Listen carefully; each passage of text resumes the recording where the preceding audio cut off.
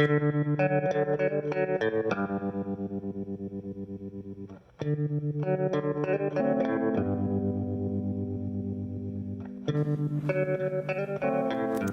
everybody. I was just trying to let the bunny out, but the bunny's going to stay inside the gallery for another episode of The Lisa D Show on IGTV. Thanks, everybody, for being here today. I'm wearing my scarfles in honor of Rhea Switt at Assembly Creative, who's been encouraging to up my style game, and it's a lot of pressure, but Reyes, this is for you. So for everyone who's jumping on board today, A, thank you for tuning in. B, I am really excited about today's show. I mean, pretty much we know that I'm excited about every show because these 30 minutes keep me sane and give me something to hope for. And today I'm gonna talk to the mayor of Evanston, Mayor Steve Hagerty, and we're gonna ask him questions that we might have about Governor Pritzker's 5-phase reopening. And although we don't spend a lot of time on this show talking about COVID and the shelter-in policies, I thought today would be a good day to bring on the mayor, because what we all want to know is how we're going to re-engage specifically with the arts. How are people going to attend street festivals again? How are people going to go inside galleries again? So we're gonna jump into a conversation with the mayor. Thank you, Mayor Hagerty. Hi, Lisa. I'm glad we actually did it this time. No snafus. No snafus. Although I thought Jim Piepa did a good job playing mayor last time. Yeah. Well, I'm voting for Jim next time. He was a really calm mayor, and turns out you're a calm mayor also. I try to be. I mean, I've always been pretty measured. Some people don't like that. And, you know, we don't need an unmeasured mayor. We need a very calm mayor. But before we begin this discussion, how are you doing? How is your family doing?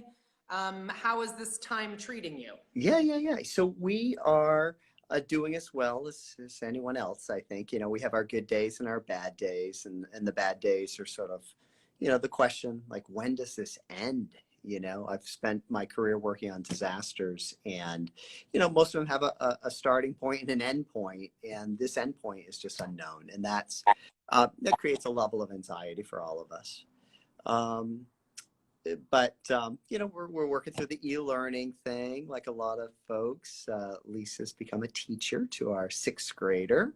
You know, the high school one, that seems, she's a junior, that seems to be going pretty well, and they're more independent in high school and everything else. But yeah, we're hanging in there. I am spending you know, pretty much 95% of my time on city business these days, which is all really almost all COVID-19 related, either at the Emergency Operations Center, which we took over the new Crown for that. And so we have about 15 employees that are there. We toggle between meeting in person and keeping strict social distancing, wearing masks, all of that.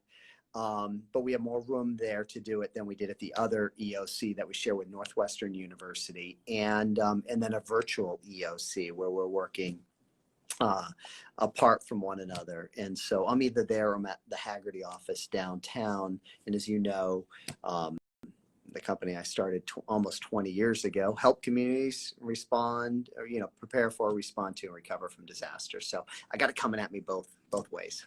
Yeah, you do. in this particular disaster. I never imagined I'd be mayor and have to deal with a global pandemic, but here we all are.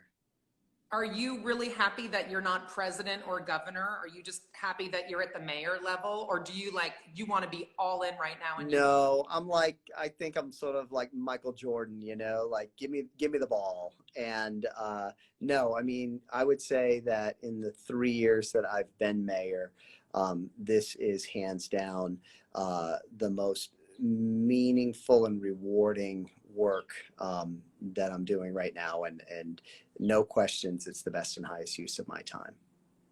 How can people help you? How can Evanston's help you do your job right now? Right. So the key thing that I tell people is that if your plan is that the government's going to save you, or your church is going to save you, or whatever organization, you know, is going to save you, then you don't have a plan. That we all are in this together, and we really are. And, you know, our response to this disaster and the recovery from this disaster, which will be long, is a whole community response and recovery. Okay. And so it's why when the president declared a national emergency on Friday, March 13th, I declared a local state of emergency on that Sunday, the 15th. We didn't have one case yet at that time. So I was sort of like, I'm going to declare something. Some people will ridicule me because I declared something, but it was clear it was coming. And,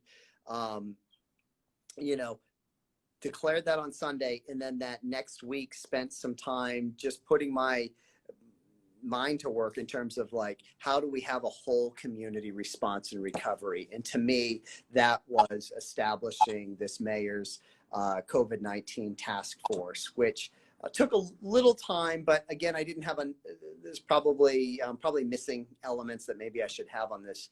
And we have added things along the way. We just added a student representative from ETHS that's part of the Advocates for Action, the youth group. But this task force has about 50 people on it. Our minutes from that task force are posted on the coronavirus page on the city's website. So anyone can see everything that we talk about. And the point of it is really to make sure everybody's clear that we all have a role to play. And even if you're not on that task force, you know, your role and our role, all of us, is to practice strict social distancing, only leave our home when, you know, it's for some essential business or essential function, you know, to wear a mask when we're out in public, and to just really exercise good judgment. And all in all, people are here in Evanston, you know, I really feel like the community's come together. I've always thought we've had a strong social fabric in Evanston, and I think you're seeing that even more so right now. I mean, what we're doing to help people with food insecurity issues, there's so much that is grassroots level. What we're doing to help people who are homeless or experiencing issues with their housing. Just a lot of good going on. So key role is do your part to slow the spread, and I think everybody's getting that message. And look for opportunities if you want to volunteer in some capacity.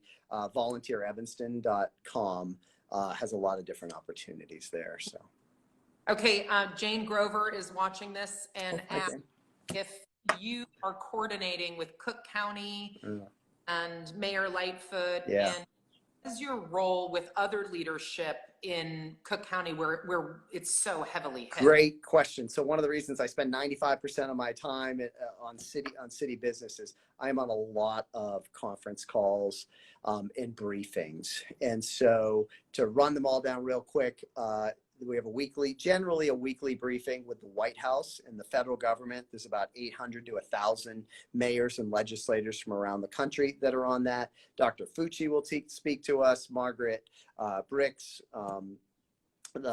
and all these other federal agency leads and stuff. So we get information through that channel.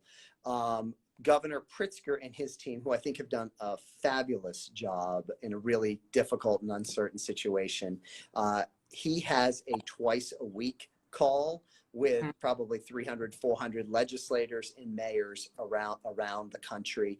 He runs those meetings. Then Dr. Ezike speaks at those. And then the director of the Illinois Emergency Management Agency, Alicia Tate Nadeau, and then once in a while other people. So I mentioned the local task force. So what happens is I'm on all these other briefings.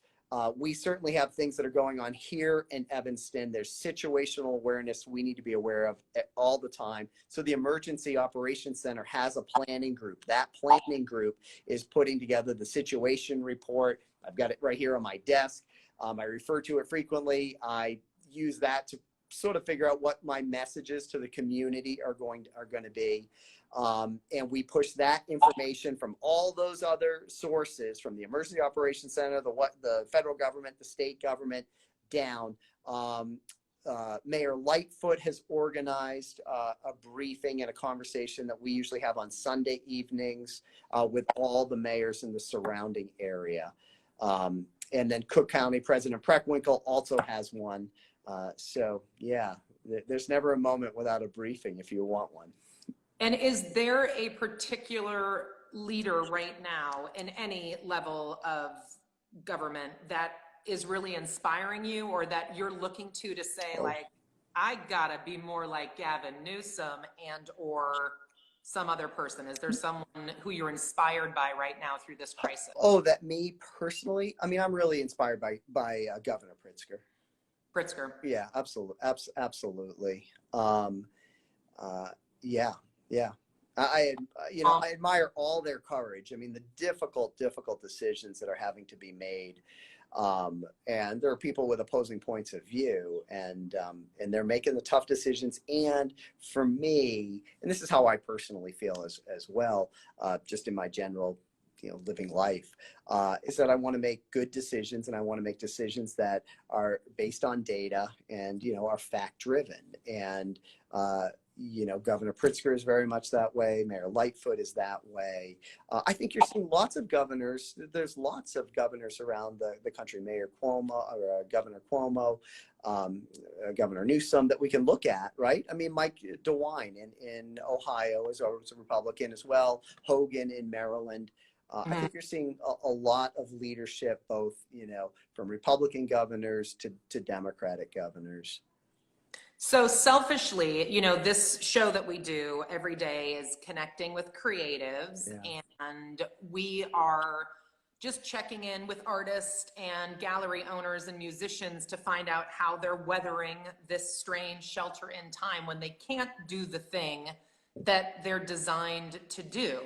And so we know that a bunch of things are canceled. Is there a task force during this 5-phase rollout, right, of reopening? Is there an arts and culture task force, or are you guys going to wait till there's a light at the end of the tunnel before you start that? Yeah, so no, I think those are in the works. Now that he just rolled out the framework, really is what we saw yesterday for the Restore Illinois. Paul Zelmazak, I can tell you, one of the working groups on our local task force that we have is a business working group, and they are further organizing now into all these different working groups. There's also a private nonprofit sector, and that's we have a bunch of different leaders in that. Monique Parsons, Monique Jones, Dave Davis is involved in that one. And they also have subgroups. Right now, the subgroups, the initial ones out of the gate, have been for truly essential services, putting food on people's table, making sure they got a roof over their head.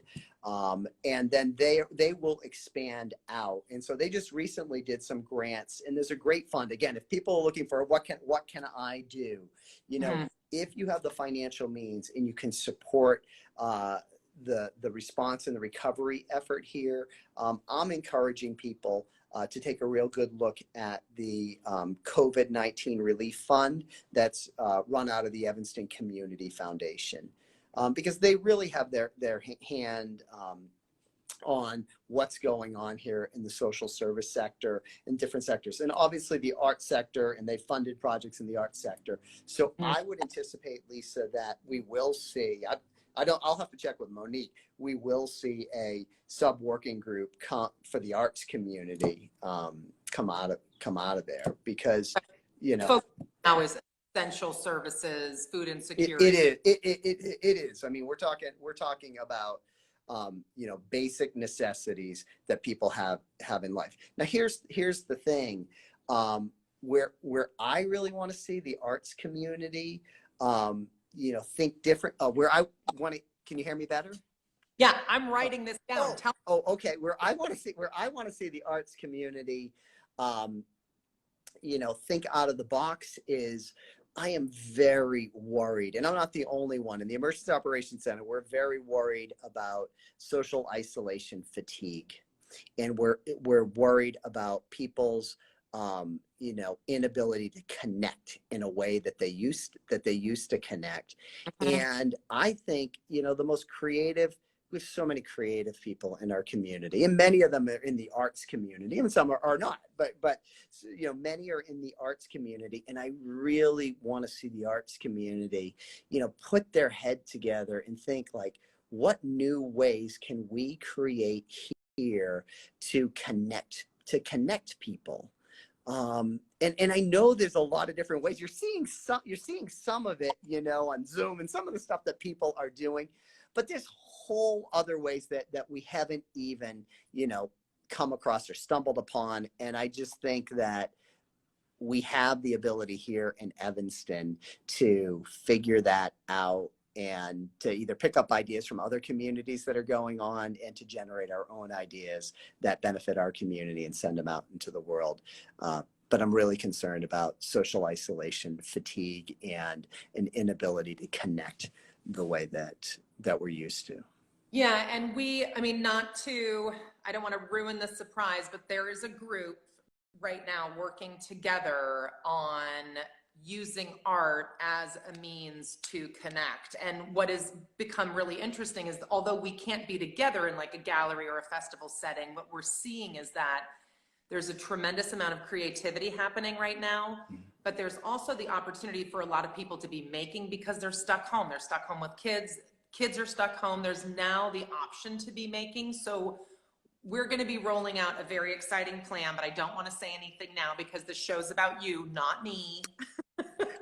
But one of the things that I kept hearing from people that was a sort of sign of hope or a silver lining is that the farmers market reopened and people were really excited about that. Did it go over well? Did you hear any negatives?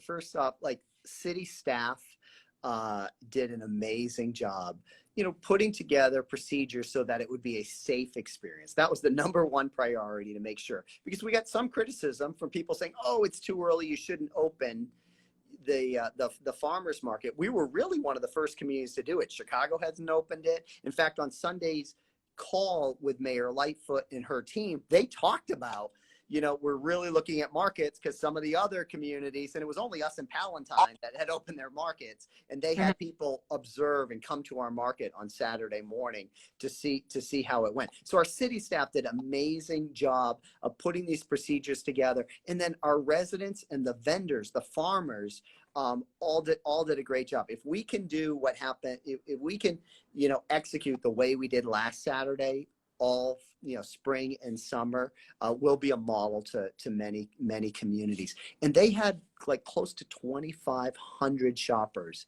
go through there. I would argue that farmers market might even be, and our grocers are doing a great job, and they're working hard too. But there's concerns, when people are going through the grocery store, oh, this person got too close to me, this, that, didn't have a mask.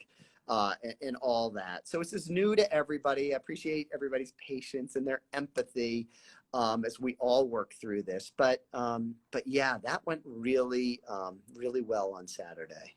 Great. Yeah, I know there was plenty of people who were like, I don't think I'm ready to do that, but I know that there were a ton of people who just felt like that was such a wonderful bright spot. And there's, basically farmers are really one of the most essential, especially in this area. And I feel like there's never going to be enthusiasm lost for that. Okay. So we talked about what we do, which is come up with our own plan, and don't expect anyone else to save us. Right. Right. And I just gave you one and you didn't even pick up on it. And I thought this was a really brilliant idea. I know. Oh my gosh, that's so illegal. You're like, wait, that's logo placement. What do you See, we need, because of Zoom and all of this, we all need to, but that's backwards. See, I have a logo of the company. It doesn't put it backwards, But think about that. You could put people's logos on the bottom of your artistic, this is my Syracuse coffee mug, but on the bottom of your coffee mug, ka-ching. That's pretty good. It took me 3 sips for you to notice that that's what was on the bottom of your cup. Okay, and then summertime. Let's just talk about summertime first. There's a lot of camps that are going to be canceled, just like, you know, the sleepaway camps. Obviously, city camps are not going to be open. We're not going to have like aquatics camp, and we're not going to have Chandler Newberger basketball camp, right? Like, has that? So we are again, and I have the governor just issued that plan yesterday. I've seen, you know, sort of the matrix that's with it. I need to read the 9-page plan and see all the words, but there are benchmarks, right, that have to be met to move you to the next phase. Oh. And so, you know, it's unclear in the way they've broken this down into regions and everything else, you know, where our region will fall, because right now we're a pretty hot spot right here.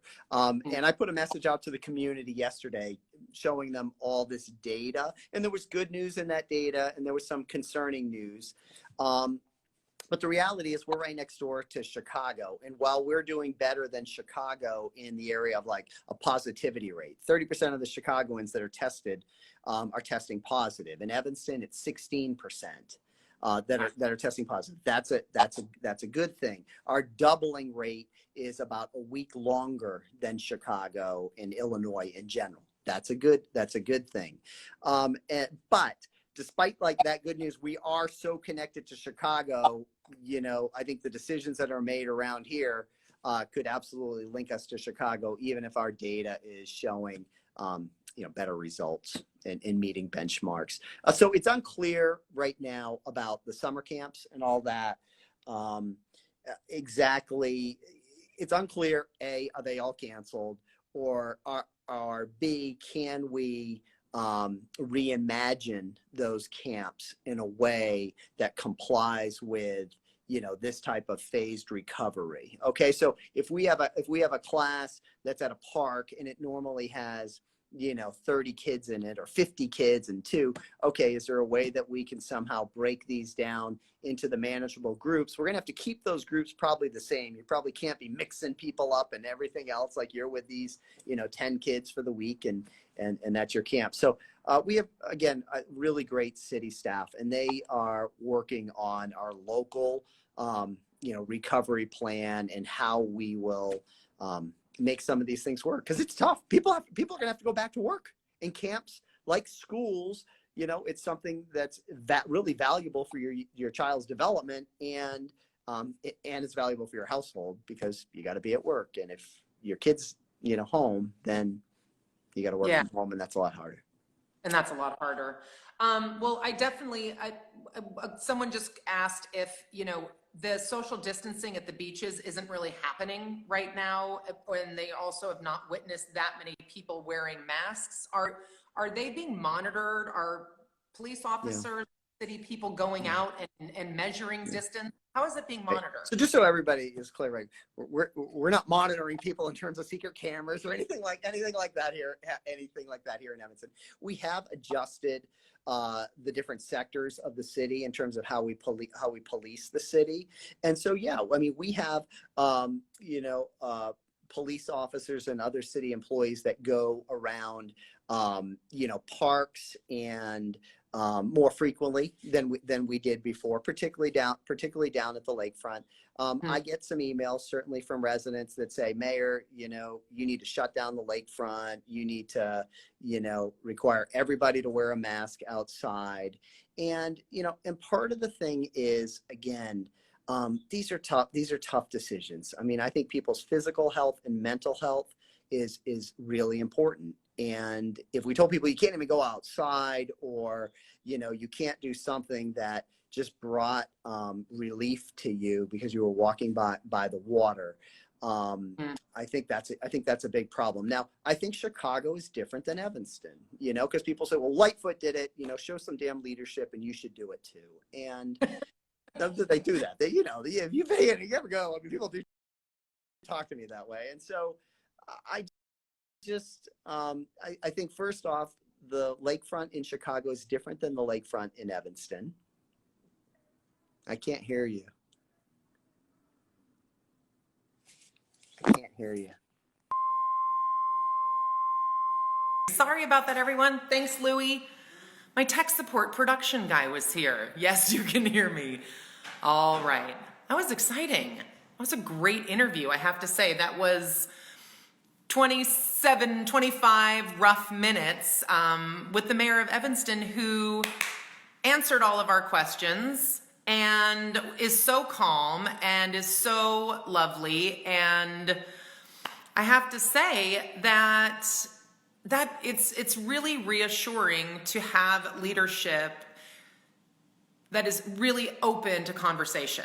And, you know, the fact that Mayor Hagerty is willing to be on the Lisa D IGTV program, which is just, you know, some lady's show from her art gallery connecting with the creatives, I think that that's just a lovely gesture to be so open and to be so willing to talk to us.